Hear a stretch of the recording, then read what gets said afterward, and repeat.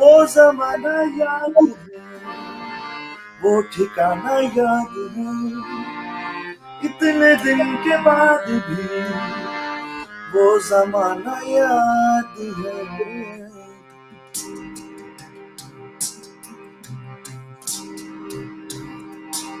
अच्छे दिन थे, सच्चे दिन थे, तेरे साए के तले क्या सब याद है तुझे? घूमना फिरना, उठना गिरना, तो भी हाथ में हाथ तू जो रहे साथ साथ। क्या दौर था, इतनी प्यारी प्यारी बातें, पहलू में याद और चांदनी रातें।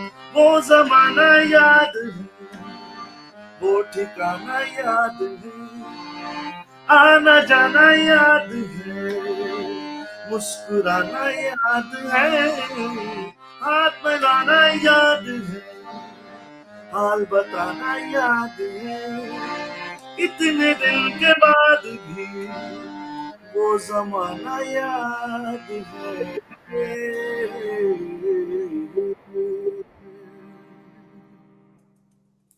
जबरदस्त जबरदस्त अमेजिंग। और आप सब ये सोच रहे होंगे कि आज के शो की शुरुआत म्यूजिक से कैसे हुई। बहुत ही खूबसूरत गाना वो जमाना याद है। मेरे साथ है मेरे बहुत अजीज दोस्त जिशान, जो कि इंडियन अमेरिकन है और सिंगर सॉन्ग राइटर हैं, और जो अभी वो गाना प्ले कर रहे थे वो उनकी रिसेंट रिलीज एल्बम से है, ओ से कैन यू सी, जिसमें 13 गानों का कलेक्शन है, जिसमें सोशल जस्टिस और सोशल जो इश्यूज हैं उनसे जुड़े हुए गाने हैं। और हम उन गानों के बारे में बात करेंगे, उन म्यूजिक से रिलेटेड कई सारे मसलों पे हम आज डिस्कशन करेंगे। सबसे पहले सुशांत, बहुत बहुत आपका स्वागत है। जय हिंद, नमस्कार।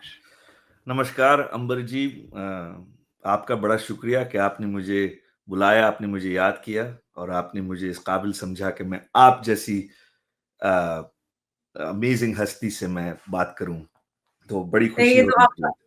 आपका बहुत शुक्रिया कि आप विदेश में रहते हैं, भारतीय भाषा, भारतीय म्यूजिक आज भी आप वहाँ पर लेकर अपने दिल में और अपने काम में ज़िंदा रखते हैं। ये बहुत खूबसूरत बात है। लेकिन सबसे पहले तो मैं आपकी एल्बम के बारे में आपसे जानना चाहूँगी, जो रिसेंट रिलीज़ एल्बम है आपकी, थोड़ा उसके बारे में बताएँ, किस तरह के गाने हैं और क्या-क्या कुछ हम उसमें देख पाएँगे या सुन पाएँगे, जो लोग सुनना चाहते हैं, वो कहाँ-कहाँ पे ये उनको सॉन्ग्स मिल पाएँगे? तो सबसे पहले वो ये जो एल्बम है मेरी, वो आपको मिलेगा सारे तमाम जो प्लेटफॉर्म्स हैं, चाहे वो आईट्यून्स हो, स्पॉटिफाई हो, जियो सावन, पेंडोरा, जितने भी हैं आपको मिलेगा। और वाइनल पे भी मिलेगा आपको। जो वाइनल रिकॉर्ड्स हैं, पता नहीं अगर लोग इंडिया में अभी भी सुनते हैं, लेकिन वो उस पे भी वो एल्बम दस्तयाब है। और एल्बम के बारे में मैं इतना कहूँगा कि उसमें मैंने ये कोशिश की है कि संगीत और इंसाफ, इन दोनों चीज़ों को मिलाना, ये कोशिश हमेशा रही है और उसके बारे में चंद बातें भी करेंगे। But the album is recorded with an orchestra. Uh, आजकल ऑर्केस्ट्रास कम सुनने को मिलते हैं पॉप म्यूजिक में, लेकिन चूंकि मैं इतना मुतासिर रहा हूँ बड़े-बड़े इंडियन कंपोज़र से, चाहे वो नौशाद हों, चाहे वो शंकर जयकिशन, मदन मोहन, जो बड़े-बड़े ऑर्केस्ट्रेशंस और खूबसूरत ऑर्केस्ट्रेशंस इस्तेमाल किया करते थे। अम, उनसे मैं इंस्पायर्ड हूँ और यहाँ पर अमेरिका में जो पुराने आर-एन-बी एल्बम्स होती थी, और एक्चुअली मैं दरअसल बेसिकली मैं आर-एन-बी आर्टिस्ट हूँ, रिदम एंड ब्लूज़, वो बेस है मेरा। और उस म्यूज़िक में एक सोशल जस्टिस का बहुत बड़ा ये ट्रेडिशन है, और उसपे भी हम बात करेंगे। तो वो इन चीज़ों की जो मिलावट है, वो सारा कुछ है एल्बम में, और उसमें उसमें ना सिर्फ पॉलिटिकल स्टेटमेंट्स है, बल्कि उसमें टेंडरनेस को क्या कहेंगे, नरमी, नरमी हमें कम सुनाई देती है आजकल की संगीत में।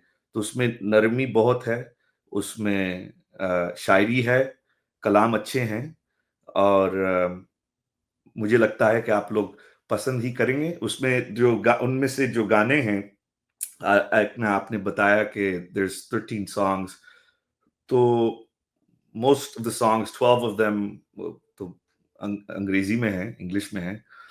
अम, और एक गाना उसमें है, वो ज़माना याद है, वो हिंदी में है, उर्दू में है। मैं उसको समझता हूँ उर्दू में है, क्योंकि उर्दू से वाबस्ता हूँ। और आई होप कि हिंदुस्तान में जितने भी लोग आप सुन रहे हैं, आप लोग पसंद करेंगे, और इससे कुछ अम, ये सुनकर आपको लुत्फ़ आ जाए, आपको आनंद आ जाए, बस ये तमन्ना है मेरी। आई एम श्योर जो लोग भी आपके सॉन्ग्स को सुनेंगे उनको बिल्कुल बहुत मज़ा आने वाला है और आपके सॉन्ग्स को बहुत एन्जॉय करने वाले हैं। लेकिन ज़ीशान, जैसे कि आपने खुद बताया और हम समझ पा रहे हैं कि जो भी आपके सॉन्ग्स हैं या सॉन्ग्स का कलेक्शन या एल्बम की बात करें, उसमें सारे ही गाने सोशल जस्टिस या सोशो पॉलिटिकल जस्टिस की हम बात कर रहे हैं, उससे जुड़े हुए हैं। लेकिन हम अगर ग्लोबली देखें, ख़ास तौर से इंडिया, पाकिस्तान या फिर पहले इस तरह का म्यूज़िक बनाया जाता था, इस तरह के बिल्कुल, सॉन्ग्स होते थे जिसमें बिल्कुल। सोशल जस्टिस या पॉलिटिकल इश्यूज़ या उनके बारे में बात होती थी, इस तरह का म्यूज़िक होता है। आजकल ये ट्रेंड ख़त्म हो गया है, इस तरह के गाने या इस तरह का म्यूज़िक नहीं बनता है। उस पे आप क्या कहना चाहेंगे? देखिए, सबसे पहले मैं ये कहना चाहूँगा कि बुनियादी तौर पे संगीत जो है, वो इंसाफ से जुड़ी हुई है। लोग समझते नहीं इस बात को, but this is a fact, and right of the bat, from the get go, मतलब शुरू से, इब्तिदा से। वो इसलिए कि असली जो संगीत है, और जिसमें सुर है, जिसमें लय है, मैं शोर की बात नहीं कर रहा हूँ, मैं असली संगीत की बात कर रहा हूँ। जिसमें लय है, जिसमें सुर है, वो इंसान को अपनी ज़िंदगी के बारे में सोचने पर मजबूर करती है। और संगीत जो है, इंसान को अपनी अक्ल इस्तेमाल करने से मजबूर करती है। It compels us to engage in critical thinking. तो इसकी कई वजूहत है। अगर आप माइंड ना करें, मैं अर्ज करना चाहूंगा। Please, please, please. अव्वल तो संगीत बनाने के लिए, कंपोज करने के लिए, हम अपनी अकल इस्तेमाल करते हैं। हम जो म्यूजिशियन लोग हैं, अकल इस्तेमाल किए बगैर बात नहीं बनेगी। You need to use your mind, you need to use your critical thinking to compose this music. और आपके जितने भी पसंदीदा गाने जो हैं, all those songs were composed by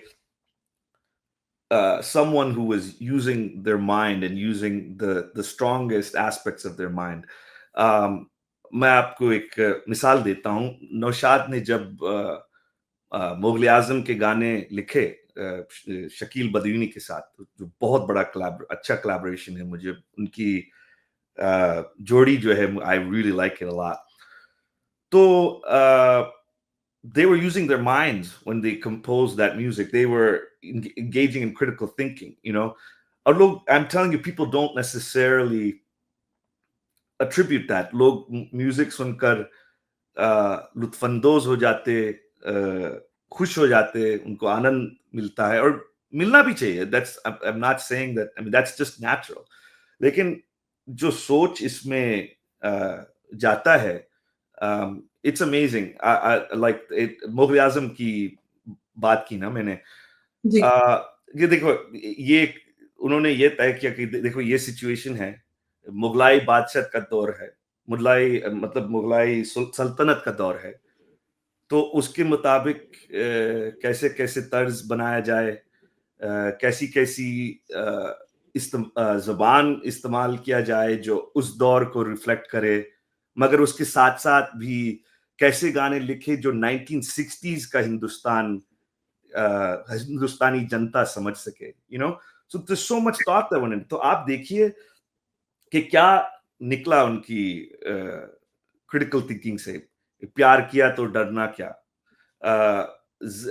जिंदाबाद जिंदाबाद, ए मोहब्बत जिंदाबाद।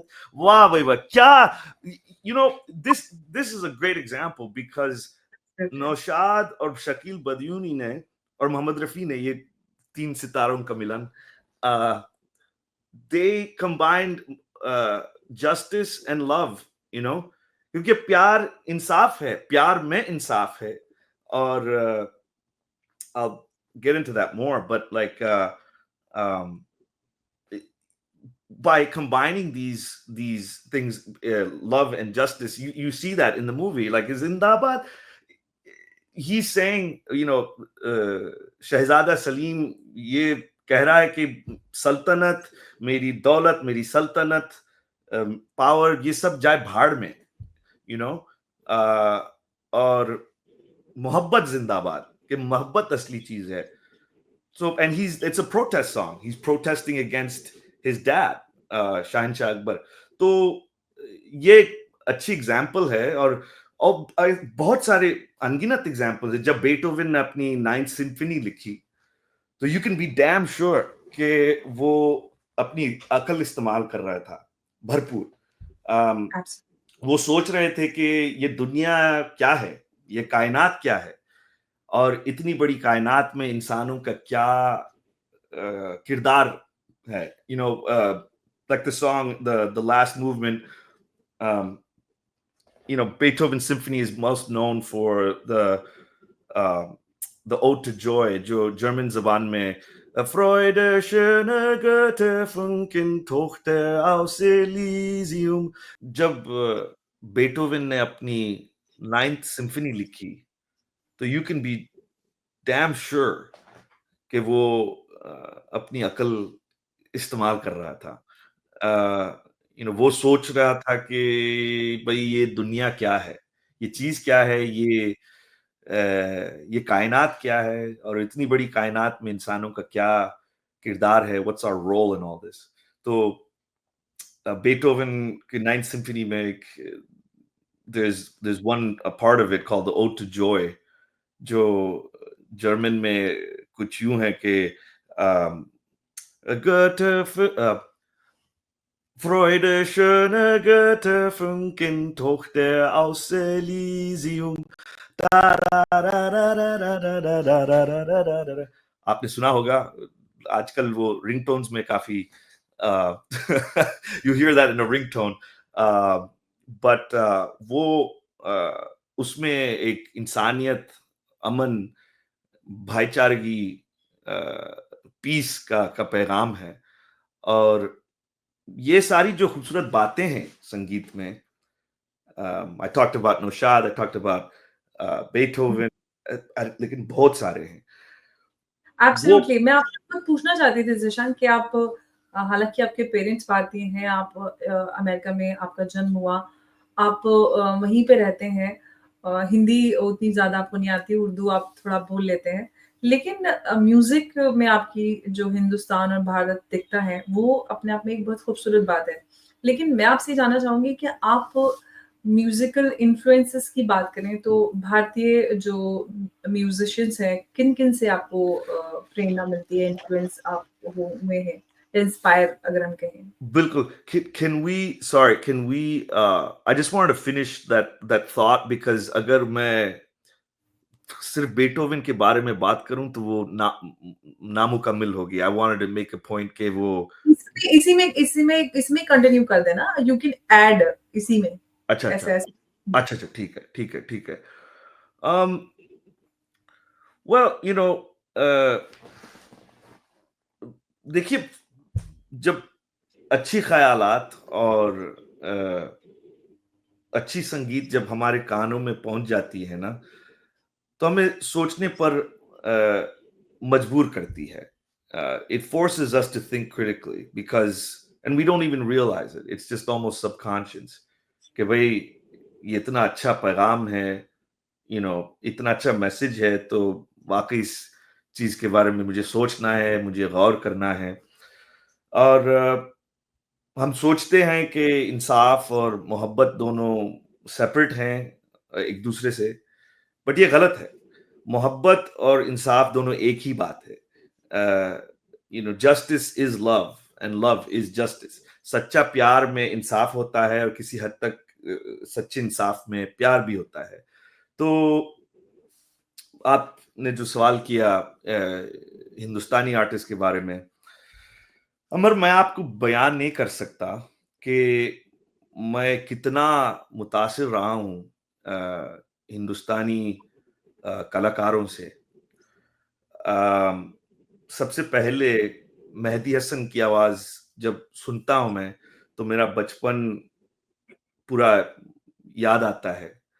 और हमारी मेरी खुशनसीबी है कि मेरे माँ-बाप दोनों म्यूज़िक के बहुत शौकीन थे और म्यूज़िक से उनकी बहुत मोहब्बत थी और म्यूज़िक को इज़्ज़त भी करते थे।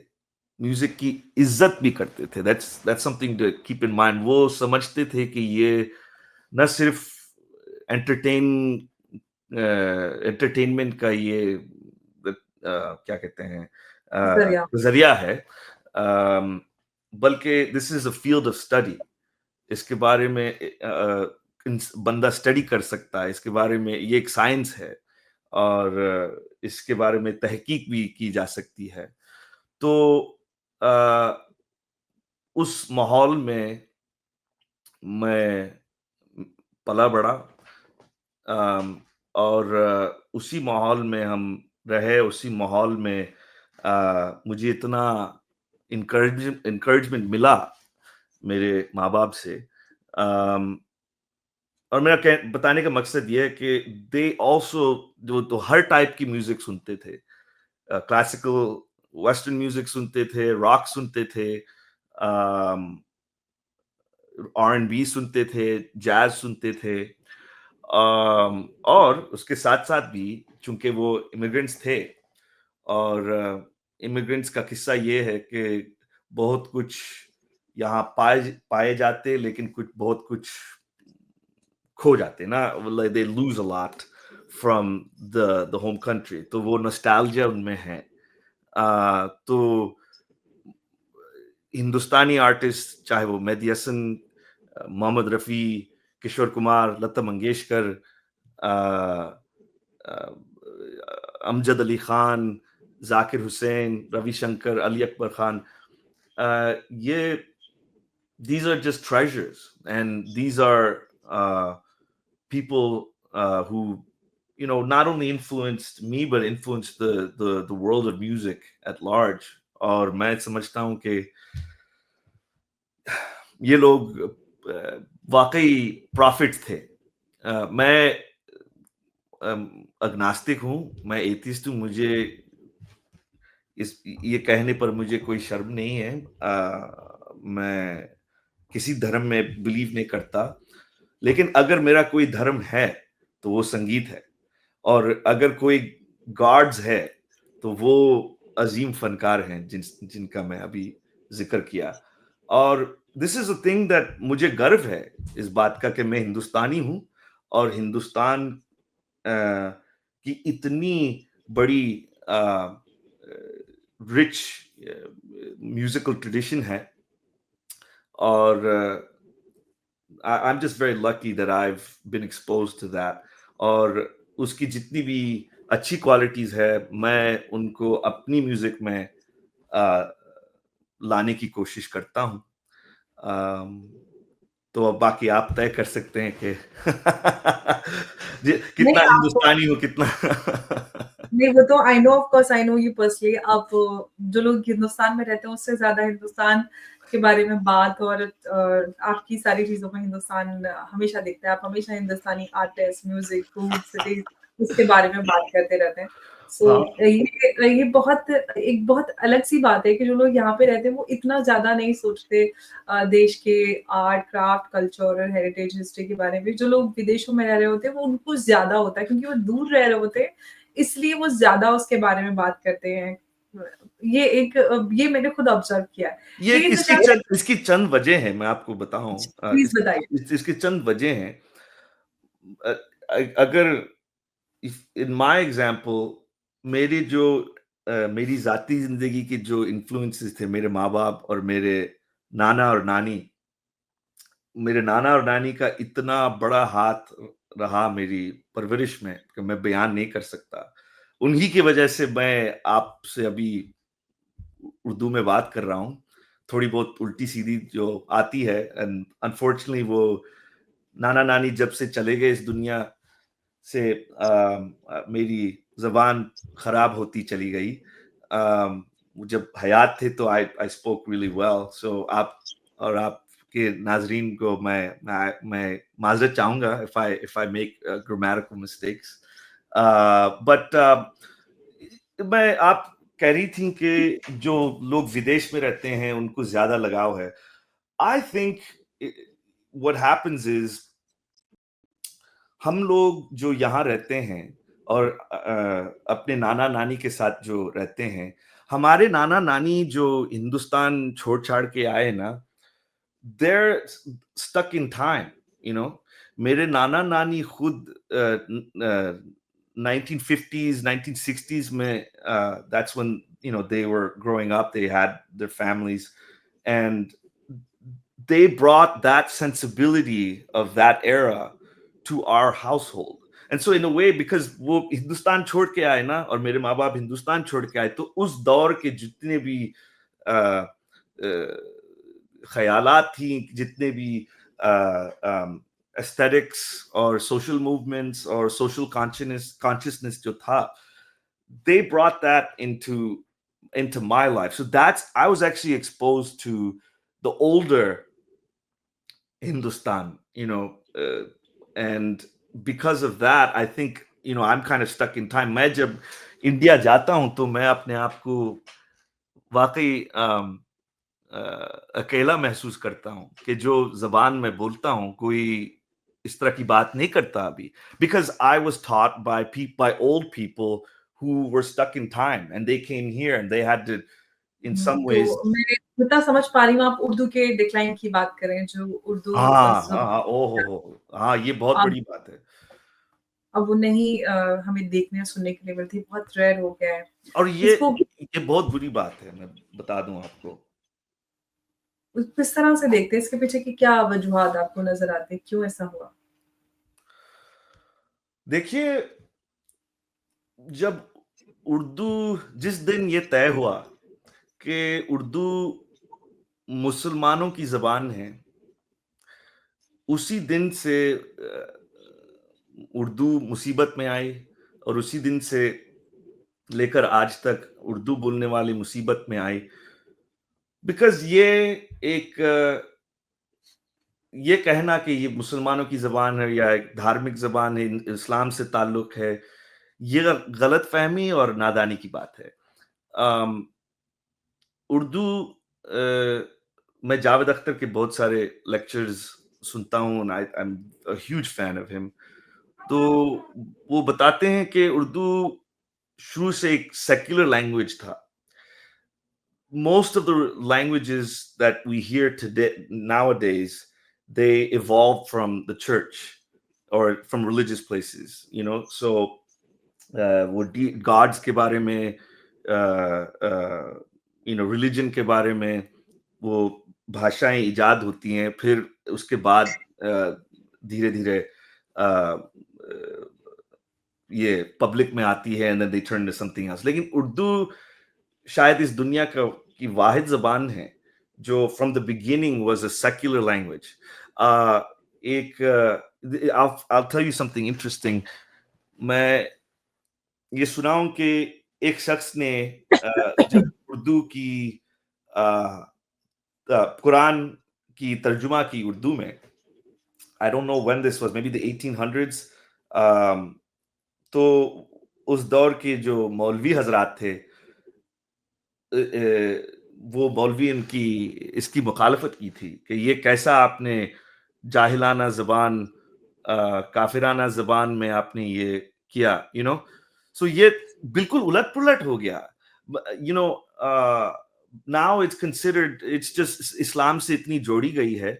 और बट यू नो, जिस दिन हम यू नो उसको सियासत और मजहब से निकालेंगे, उस दिन हम आगे चलेंगे। और देखिए, वो जो भाषाएं हैं, जो जबानें हैं, वो रिलीजन के नहीं होते, वो रीजन्स के होते हैं। अगर ऐसा रहा तो पंजाबी आप देखिए, what's the percentage of Sikhs that speak Punjabi, and what's the percentage of Muslims and Hindus? क्या पंजाबी सिखों की जबान है? सिर्फ सिखों की जबान है? नहीं है ना। और जो अगर ये सबसे ज्यादा पंजाबी बोली जाती है, उर्दू से भी ज्यादा पंजाबी बोली क्या जाती है। चीज, क्या चीज?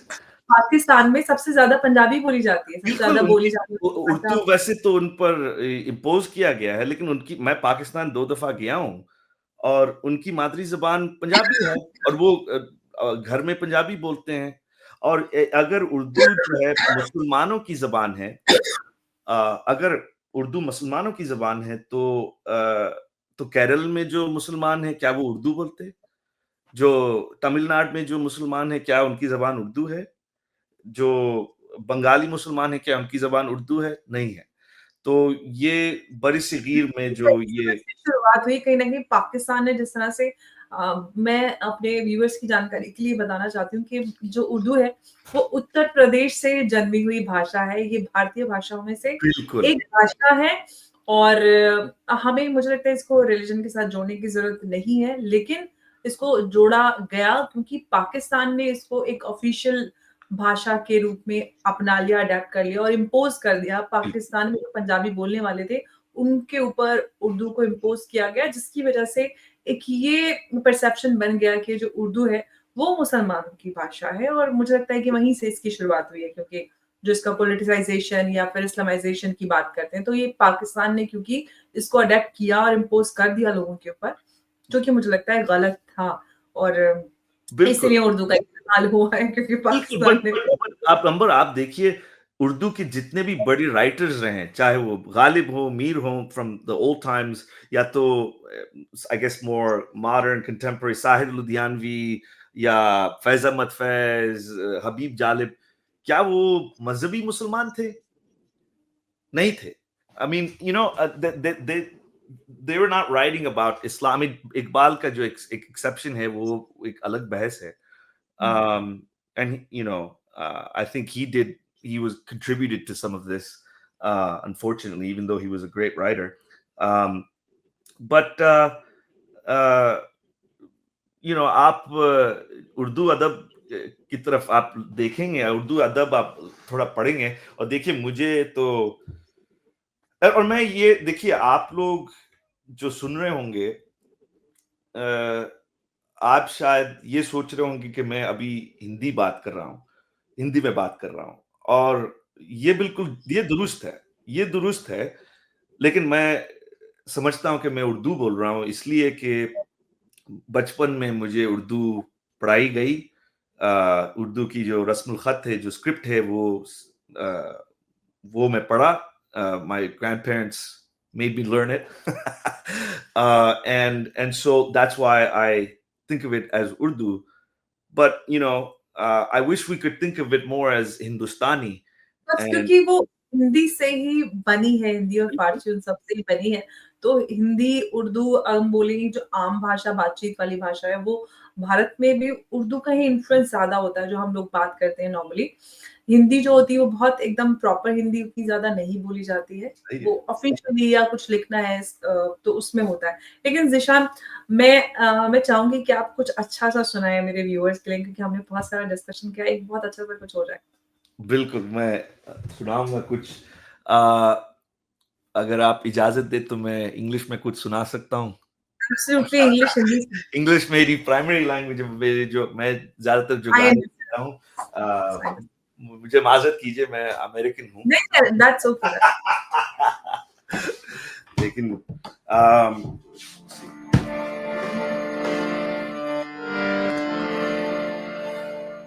oh, yeah. Whoa.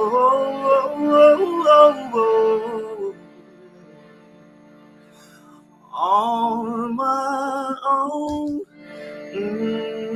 on my own. But there's no route that leads me home. No. All alone, I made my bones to wind up in a grave without a stone. So unknown, pretender to the throne. People venerate each other. To my face they call me brother, but in the end I'm on my own. On my own.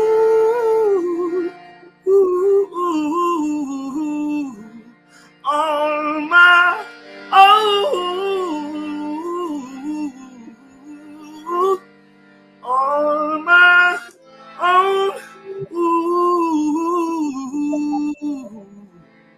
Will anybody miss me when I'm gone? Yeah. That's just the first few verses of one of my songs. It's on my album, and उसका music video भी हमने यहाँ Chicago में shoot की है। और मुझे बहुत खुशी है, गर्व है कि ये गाने that I was able to release these, and that I was able to really put my heart and soul into these songs. And I hope कि आप लोग आप सुनकर आप पसंद करेंगे, इंशाल्लाह। एब्सोल्युटली म्यूजिक के साथ आप अल्लाह का नाम ले रहे हैं। हाँ, लाजमी है। ये मैं आपको एक किस्सा सुनाता हूँ कि अल्लाह के बारे में, कि और म्यूजिक से रिलेटेड, और मेरे फैमिली से related. I think you'll like this a lot. मेरे नाना और नानी जो थे, मैं उनका भी जिक्र किया कि बहुत ही खूबसूरत शरीफ लोग थे। और मैं समझता हूँ उस जमाने के, Ambar, I am sure you'd feel the same way about आपने अपने, did you ever meet your grandparents? I only know my dadi. I could only see my dadi. अच्छा, तो she must have spoken beautiful Rekhta या अवधी या Urdu. Yeah, she used to speak Urdu, Hindi, and the regular languages that we speak in लेकिन उस normal. जबान में कितनी खूबसूरती है उस जबान में, उसमें मीठी मेरे और और शीरीन मीठी जबान होती है। एब्सोल्युटली। एंड तो एनीवे, मेरी परवरिश में उनका इतना बड़ा हाथ है कि मैं बयान नहीं कर सकता। बट एक्चुअली मेरी नानी जो थी, वो बहुत ही स्ट्रांग माइंडेड और आउटस्पोकन औरत थी। हालांकि वो बहुत मजहबी थी, यानी 5 वक्त का नमाजी थी, हाजन भी थी, लेकिन इसके बावजूद भी उनको संगीत से बहुत बहुत प्यार था। और मुझे हमेशा अमीर खुसरो का example, she would tell me about Amir Khusro, इस अजीम मुसलमानों में से हैं, और निजामुद्दीन औलिया, she really admired these people and told me about them, told me stories about them, so I was really lucky. But the one thing that I should say is that मेरी जो career choice में उनकी बहुत हौसला अफजाई मिली, of encouragement from her and in fact, both my parents and my grandparents were very supportive of me. And मेरा कोई इसमें साब स्टोरी नहीं है कि घर से बाहर फेंक दिए मुझे. And honestly, journalists get disappointed here in America when I tell them, because they expect some story that, oh, my Indian parents didn't. From Muslim, not only Indian, but Indian Muslim family. Exactly, exactly.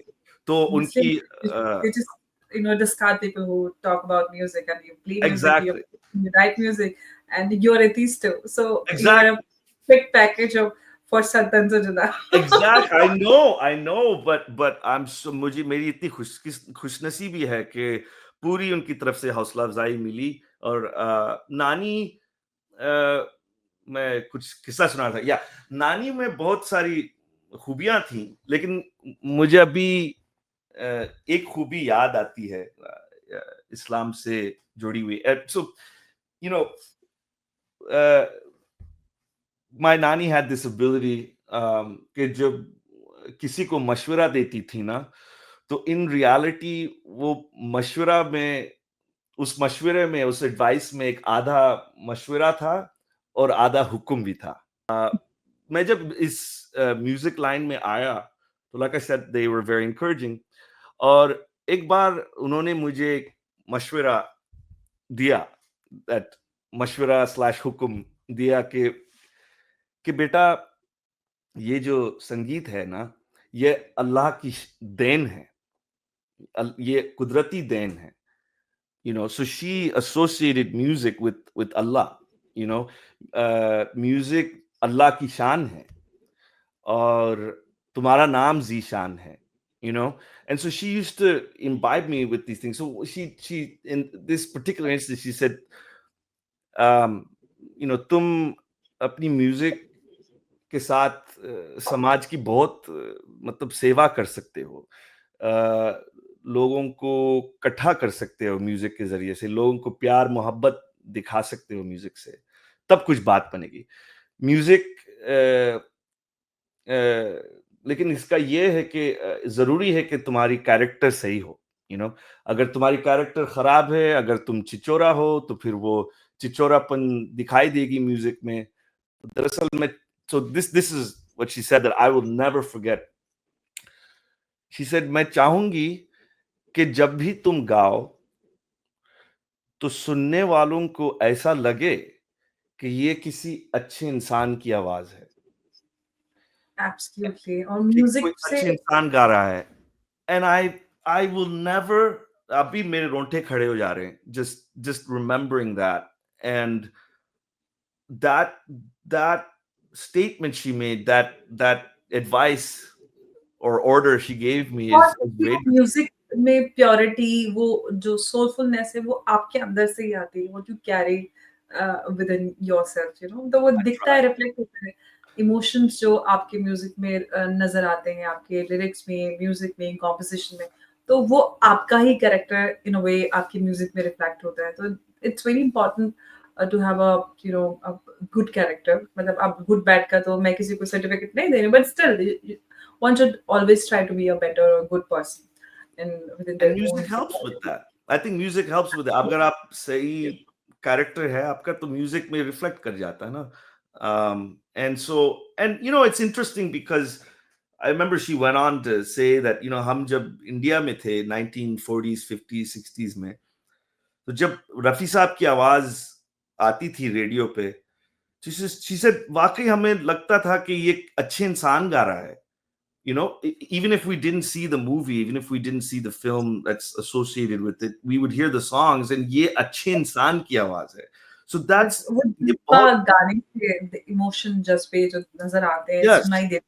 Yes. उसका असर होता है लोगों के गानों पे, उनके character पे, लोग इन्फ्लुएंस होते एब्सोल्यूटली। थे। लेकिन आज का म्यूज़िक तो बस अब कुछ ना ही कहें तो अच्छा है, लेकिन नहीं, वो हमने उसमें चिचोरापन आ गया ना उस, और इसके पीछे कैपिटलिज्म है, और एब्सोल्युटली उस वो तो that's a whole completely different discussion, लेकिन वो चिचोरापन आ गया है म्यूजिक में।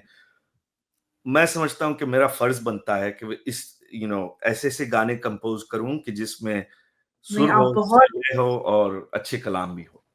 एब्सोल्युटली आप अच्छा काम कर रहे हैं, उम्मीद करते हैं कि आप इसी तरह से अच्छा-अच्छा म्यूज़िक बनाते रहें, जिसमें सोशल जस्टिस की बात हो, लोगों के हक की बात हो और इसी तरह से खूबसूरत गाने बनाकर हम लोगों को एंटरटेन करते रहें और इसी तरह से भारत का नाम भी आप इस तरह से ऊँचा करें और बहुत आगे बढ़ें आप इस तरह, ऐसा मैं विश आपके लिए करती हूँ।